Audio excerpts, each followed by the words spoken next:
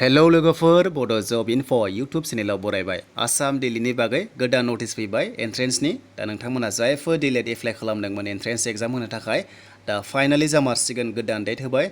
सिगांनि डेटआ पस्टपन जाबाय माखासे जाहोननि थाखाय। दा बेखायनो नोंथांमोना गोदान डेटखौ मोनबाय आरो एडमिट कार्ड डाउनलड खालामनो हासिगोन दा बावैनो। जेब्ला नटिस फैगोन नोंथांमोन थाबैनो आपडेटखौ होगोन एडमिट कार्ड जाबाय होननानै। दा लोगोफोर जों थांसै गोबाव खालामला अफिसियेल नटिफिकेसन नायनोसै।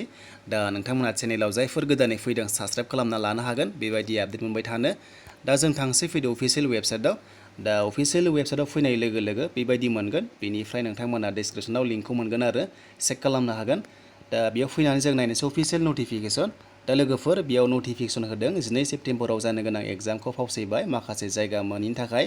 दा जानो हागौ 12 सेप्तेम्बराव गोबां एग्जाम थागोन जेरै APSC। दा बेफोरबायदिनो दा बेखायनो 12 सेप्तेम्बराव गोबां सेन्टार नांगौ जायो नालाय। दा बेखायनो दिलेटनिखौ दोनथ'नानै फावसयबाय आरो बेखौ हरनाय जाबाय 19 सेप्तेम्बराव। नोंथांमोना 19 सेप्तेम्बराव अफलाइन एग्जाम होनो हासिगोन जायफ्रा एन्ट्रेन्स एग्जाम होनो गोनां दङ दिलेटआव। स' लोगोफोर एडमिट कार्ड डाउनलड खालामनो हायोब्ला नोंथांमोन थाबैनो आपडेट होगोन।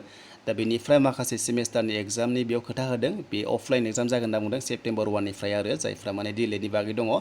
दा नोंथांमोननि गोदान एन्ट्रेन्सआ जागोन 19 सेप्तेम्बराव जासिगोन। बेनिफ्राय दासिमबो सोरबा एप्लिकेसन डाउनलड खालामाखैबा नोंथांमोना नैबे डाउनलड साबमिटेड एप्लिकेसनाव थुना होदो। दा बेयाव थुनाय लोगो लोगो नोंनि एप्लिकेसनखौ डाउनलड खालामना लाफिननो हायो जाहाथे नांगौ जायोब्ला उनाव। दा जोङो बेयाव थुबाय नै। दा बेयाव थुनाय लोगो लोगो बेबायदि गेवना फैसिगोन आरो माखासे इन्सट्राक्सन्स दङ मारै मारै एप्लाइ खालामनांगौ बेयाव होयो आरो। दा बेखौ दोनथ'बाय। बेनिफ्राय जोङो दानिया मा खालामनांगौ एप्लिकेसन डाउनलड खालामनो बा नाम्बार 3आव थुनानै नोंथांमोना डाउनलड अप्सन मोनदों।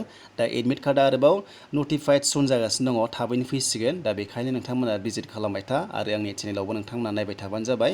दा जोङो नैबे डाउनलडआव थुनोसै। दा डाउनलड थुनाय लोगो लोगो एप्लिकेसन नाम्बारखौ नोंनिखौ होदो।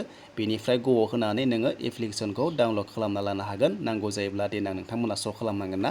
दा बेखायनो नोंथांमोना डाउनलड खालामनानै प्रिन्ट खालामना लाथार जाहाथे माने उनाव प्रब्लेम जाया। स' लोगोफोर बेनोसैमोन दिलेट एन्ट्रेन्सनि बागै। नोंथांमोना मोजां मोनदोंबा लाइक कमेन्ट आरो शेयार खालामना होदो आरो गोदानै फैदोंबा चेनेलावबो साबस्क्राइब खालामना लानो हागोन बेबायदि फैबाय थानाय समाव आपडेट मोनबाय थानो।